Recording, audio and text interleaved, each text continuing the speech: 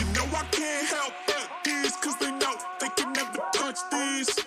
Hello everyone so welcome back to my channel all right. तो इस video में जैसा कि हमने बताया था कि हम हैश मैप और हैश सेट के इंटरनल वर्किंग्स सीखेंगे कि कैसे हैश मैप इंटरनली जावा में कैसे काम करता है। इन द लास्ट वीडियो हमने समझा था कि हैश मैप क्या होते हैं और हैश सेट क्या होते हैं और उसके सारे फंक्शंस के बारे में हमने समझा था। आज की इस वीडियो में हम पढ़ने वाले हैं हैश मैप की इम्प्लीमेंटेशन के बारे में। और इससे पहले हैश मैप क्या होता है और इसके फंक्शंस क्या होते हैं ये सब सारा कुछ हम पढ़ चुके हैं, साथ ही हैश सेट के बारे में भी पढ़ चुके हैं।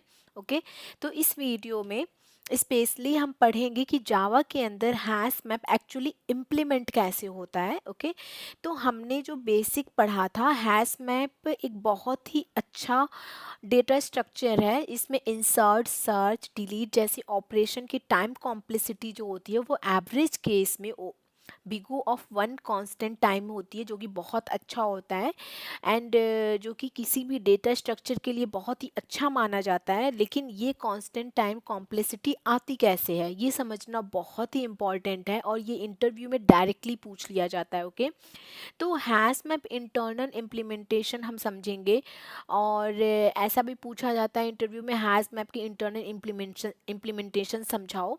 और कई इंटरव्यू में तो इसका कोड भी लिखवा लिया जाता है। ओके, तो इसलिए हैश मैप की इंटरनल वर्किंग सिर्फ कॉन्सेप्ट नहीं है, यह पूरा का पूरा इंटरव्यू क्वेश्चंस है। ओके, तो हैश मैप के जो इम्पोर्टेंट फंक्शंस होते हैं वो ये होते हैं, पुट जो होता है वो डेटा ऐड करने के लिए होता है, और जो गेट होता है वो हमारा डेटा को रिट्रीव करने के लिए होता है, और जो हमारा कंटेंट्स की होता है वो हमें डेटा को की एग्जिस्ट करती है या नहीं है ये बताने के लिए होता है, और जो हमारा रिमूव की होता है, जो हमने रिमूव की पढ़ा था हमने, वो हमारा होता है की वैल्यू पेयर को डिलीट करने के लिए होता है, और जो साइज होता है वो कितने टोटल्स नंबर ऑफ पेयर्स हैं वो पता करने के लिए होता है, जो की सेट होता है वो सारी की का एक सेट होता है। ओके, तो हैश मैप का ये बेसिक स्ट्रक्चर है। Okay, basic structure hash map का बेसिक फंक्शन है।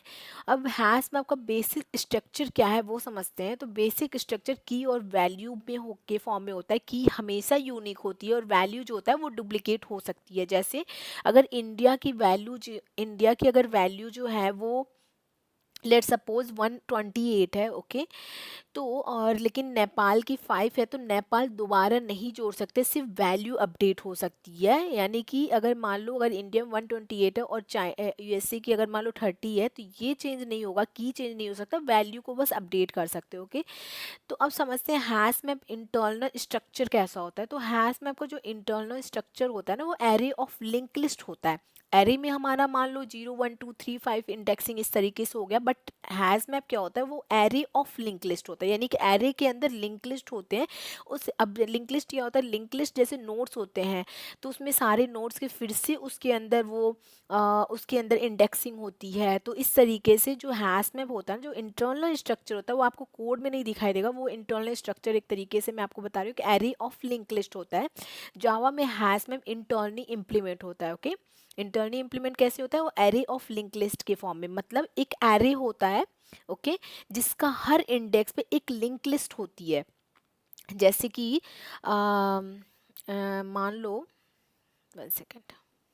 ओके, तो जैसे कि मैंने बताया कि जो इसका इंटरनल स्ट्रक्चर होता है वो एरे ऑफ लिंक लिस्ट होता है। तो मान के चलो एक एरे है, ठीक है, ये हमारा एक एरे हो गया। इसमें हम इसी तरीके से करते हैं, ठीक है, इसमें बकेट्स ऐसे बनते हैं एरे के, जो कि हमारा ये जो ये होता है वो 0 पे होता है, ये 1 पे होता है, ये 2 पे होता है, ये 3 पे मान लो 3 इंडेक्सिंग हो गया, और ये 4 की इंडेक्सिंग हो गई। ओके, तो यहाँ पे एक एरे होता है जिसके हर इंडेक्स पे एक लिंक लिस्ट होता है। मान लो ये 0 इंडेक्स हो गया, इस पे ना एक लिंक लिस्ट होगा। लिंक लिस्ट किस फॉर्म में होता है, वो हमारा नोड के फॉर्म में होता है, यहाँ पे लिंक लिस्ट हो जाएगा। ओके, लिंक लिस्ट हर एक नोड को पॉइंट्स करता है, पहला जो नोड होता है वो दूसरे नोड को पॉइंट करता है, और अगर इसमें कोई वैल्यूज नहीं होती है तो जब लास्ट पॉइंटर होता है वो हमेशा इसको नल को पॉइंट्स करता है। ओके, ये नल को पॉइंट करेगा अगर इसमें कोई भी एलिमेंट्स नहीं होते हैं। तो इस तरीके से 0 इंडेक्स पे एक लिंक लिस्ट बनती है। ओके, हर इंडेक्स का एक बकेट होता है। ये हमारे 0 इंडेक्स पे एक बकेट हो गया, हर बकेट का एक लिंक लिस्ट होता है, जैसे कि 0 इंडेक्स पे ये बकेट हो गया, इस बकेट पे लिंक लिस्ट हो गया। Okay, understood. तो हर नोड का, अब ये नोड हो गया, तो इस नोड में ना ये की, ये जो होती है वो हमारी की हो जाती है। ओके, ये हमारा की हो गया, और ये हमारा जो होता है नोड में, ये हमारा वैल्यू हो जाता है। ओके, ये हमारा वैल्यू हो गया। ओके, तो हर नोड की plus value plus next pointer होता है, तो ये हमारे बकेट के अंदर ये नोड हो गया। अब नोड के अंदर क्या हो गया, की हो गया प्लस वैल्यू हो गया प्लस ये हमारा नेक्स्ट पॉइंटर जो कि सेकेंड वाले नोड को पॉइंट कर रहा है। Okay, understood. तो मान लेते हैं एरे की साइज n इक्वल टू 4 है, तो इंडेक्स 0 पे लिंक लिस्ट हो गया, इंडेक्स 1 पे एक और लिंक लिस्ट हो जाएगा, यहाँ पे इंडेक्स 2 पे एक और लिंक लिस्ट हो जाएगा, इसी तरीके से ये लिंक लिस्ट बनेंगे। इंडेक्स 3 पे सेम लिंक लिस्ट हो जाएगा, और इंडेक्स 4 पे भी इसी तरीके से लिंक लिस्ट बन जाते हैं। ओके, तो अब मान लो डेटा लेते हैं, डेटा मान लो इंडिया का जो डेटा है वो 190 है। ओके, और चाइना का जो डेटा है, मान लो इंडिया का डेटा 190 है, चाइना का डेटा 200 है, यूएस के डेटा 100 है, नेपाल का डेटा अगर मान लो 5 है, कनाडा का डेटा अगर 50 है, बांग्लादेश का डेटा अगर 5 है। तो जब हम एक की को इंसर्ट करते हैं तो वो अलग अलग बकेट में जाती है। अगर मान लो हम की को इंसर्ट करेंगे तो एक इसमें जाएगा, इसमें जाएगा, इसमें जाएगा, इसमें जाएगा, इसमें जाएगा। ओके, इस तरीके से अलग अलग बकेट में जाती है, और जो कि हैशिंग फंक्शन डिसाइड करता है। ओके, और हर लिंक लिस्ट का जो लास्ट नोड होता है ना, वो नल की तरफ पॉइंट करता है।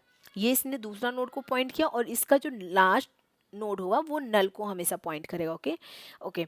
तो मोस्ट इम्पॉर्टेंट ये है कि हैश मैप का इंटरनल इम्प्लीमेंटेशन जो होता है equal to array of link list होता है, ये हमेशा याद रखने वाली बात होती है। ओके, अब देखते हैं पुट कैसे काम करता है, जो हैश मैप का जो पुट फंक्शन होता है वो कैसे काम करता है। हैश मैप में दो वेरिएबल्स होते हैं। ओके, एक होता है हमारा एन होता है, और एक हमारा होता है कैपिटल से एन एन। ओके, जो एन होता है वो हमारा होता है टोटल नंबर ऑफ नोड्स होते हैं, यानी कि इसके अंदर जो एन होगा ये हमारे नोड्स को डिफाइन करता है, एंड जो जो कैपिटल्स एन होता है ना वो हमारे बकेट्स डिफाइन करते हैं, मतलब ये डिफाइन करेगा आपको।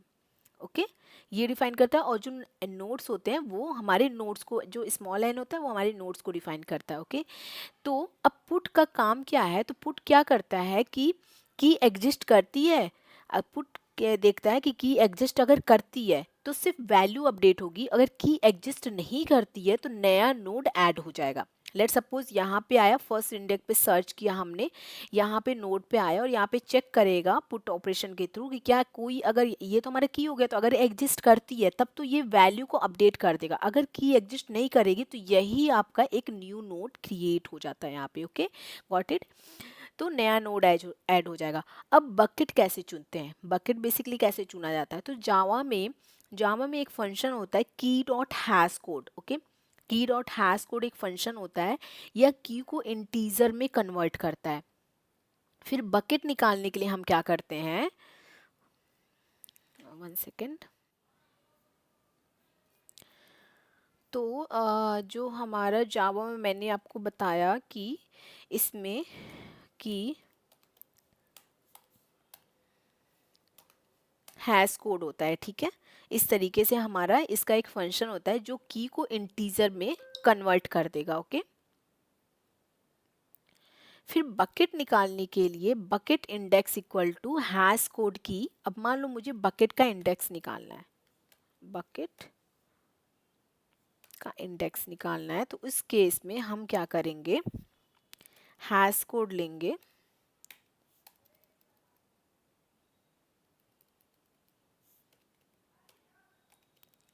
हैश कोड के अंदर उस पर्टिकुलर की को पास करेंगे, ठीक है, एंड डिवाइड बाई एन कर देंगे।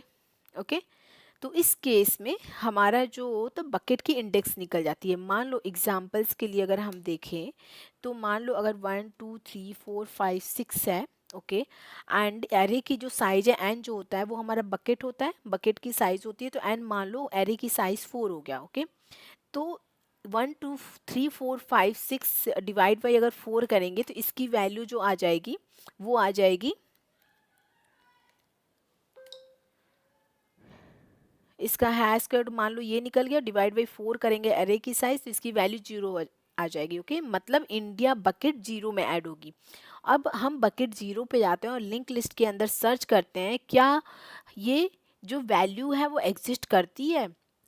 अगर एग्जिस्ट करती है तो वैल्यू अपडेट हो जाएगी, अगर एग्जिस्ट नहीं करती तो एक न्यू नोट क्रिएट हो जाता है। ओके ओके, तो इसमें समझते हैं एक लोड फैक्टर एंड रीहैशिंग। ओके, हमारा हैश मैप के अंदर लोड फैक्टर होता है और रीहैशिंग भी होती है जो कि बहुत इंपॉर्टेंट होता है। तो लोड फैक्टर क्या होता है? लोड फैक्टर को हम लैम्डा से डिनोट कर मतलब लैम्डा से बताते हैं।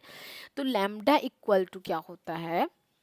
जो लैम्डा होता है हमारा वो इक्वल टू होता है एन। जो हमारा एन जो एन होता है वो हमारा होता है total number of nodes. Okay, N जो कैपिटल एन होता है वो टोटल नंबर ऑफ बकेट यानी कि एरे की साइज होती है। तो एन डिवाइड बाई एन करते हैं तो उस केस में हमारा जो थ्रेशोल्ड होता है वो लेमडा निकल के आ जाता है। ओके, तो यहाँ पे जो अगर थ्रेशोल्ड जैसे कि 0.75 थ्रेशोल्ड की जो वैल्यू होती है वो होती है 0.75। ओके, अगर थ्रेशोल्ड की वैल्यू 0.75 से क्रॉस हो जाए, ओके, तो हैश मैप रीहैश करता है, यानी कि फिर से की वैल्यू को वो रीहैशिंग करता है, की वैल्यू अपडेट्स होती हैं, सभी बकेट का साइज डबल हो जाता है और सारे कीज दोबारा नई बकेट में रीडिस्ट्रीब्यूट होते हैं। इसी प्रोसेस को रीहैशिंग कहते हैं। ओके ओके, तो अब समझते हैं वर्स्ट केस कैसे आता है। तो मान लो हमारा डेटा ऐसा है कि हर की के लिए बकेट इंडेक्स सेम आ जा रहा है। लेट सपोज कि अगर हमारे पास जो की है, हमारे पास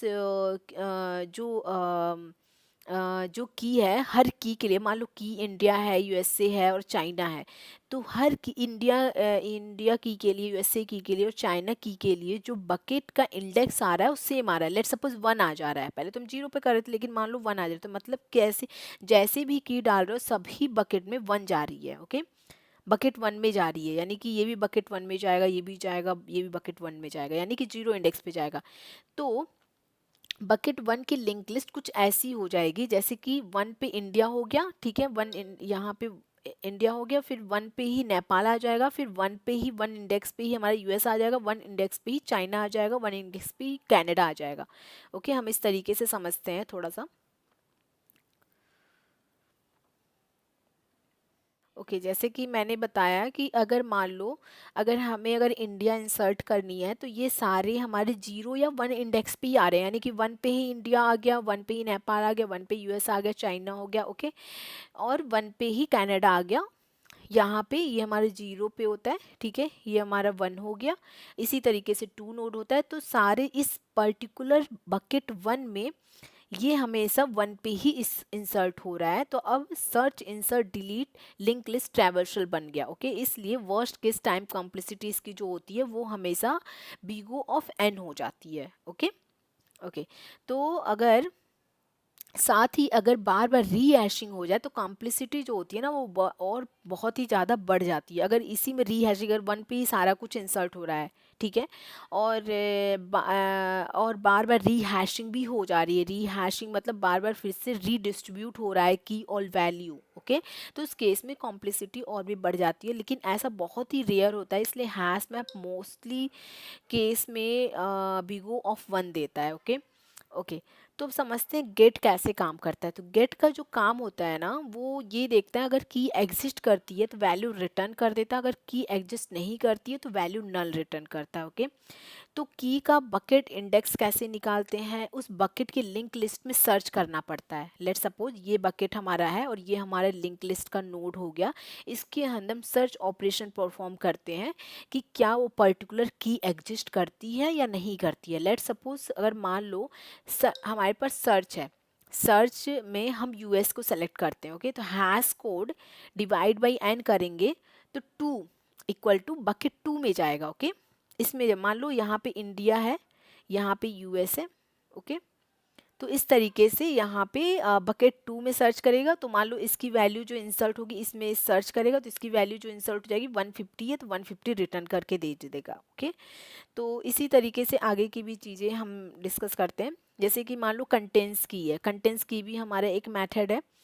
तो इसमें भी वही है कि अगर की एग्जिस्ट करती है तो ट्रू रिटर्न करता है, अगर की एग्जिस्ट नहीं करती है तो फॉल्स रिटर्न करता है। ओके, इसी तरीके से रिमूव के भी दो केसेस होते हैं। की एग्जिस्ट करती है तो नोड, अगर मान लो दो केस काम करता है रिमूव में, कि अगर मान लो की एग्जिस्ट करती है तो ये जो पर्टिकुलर ये नोड है ना वो रिमूव हो जाता है कम्प्लीटली। ओके, उसकी वैल्यू रिटर्न कर देता है। अगर की एग्जिस्ट नहीं करती है तो ये हमारा नल रिटर्न कर देगा। ओके, और इस एम्प्टी कैसे काम करता है, तो हैज़ में एम्प्टी कब होगा, जब एन की वैल्यू, एन मतलब हमारा जो पर्टिकुलर इसका जो नोड है उसकी वैल्यू अगर 0 हो जाती है तो उस केस में हमारा हैज़ में एम्प्टी हो जाता है। ओके ओके, तो अब आते हैं की सेट पे। तो की सेट कैसे काम करता है, ये एक एरे लिस्ट बनाता है। ये हमारा एरे लिस्ट हो गया। एरे लिस्ट बनाता है, सारी बकेट को ट्रेवर्स करता है। बकेट 0 को करेगा, बकेट 0 को करेगा, बकेट 1 को करेगा, बकेट 2 को करेगा, बकेट 3 को करेगा, बकेट 4 को करेगा। ओके, सारे बकेट्स को ये ट्रेवर्स करता है। यानी कि हम, मैं आपको की सेट बताई थी कैसे हम कर सकते हैं उसको, कैसे ट्रेवर्स कर सकते हैं, कैसे इटरेट कर सकते हैं। हमारी की जो हम ट्रेवर्सन का काम होता है हैज़ मैप का डिफरेंट होता है, और जो हमारा हैश सेट का होता है वो डिफरेंट तरीके से होता है। दोनों के डिफरेंट डिफरेंट फंक्शन है, तो उस तरीके से हम ट्रैवर्सन का काम करते हैं। ओके, और हर की ऐड करता है और एरे लिस्ट को रिटर्न कर देता है। ओके ओके, तो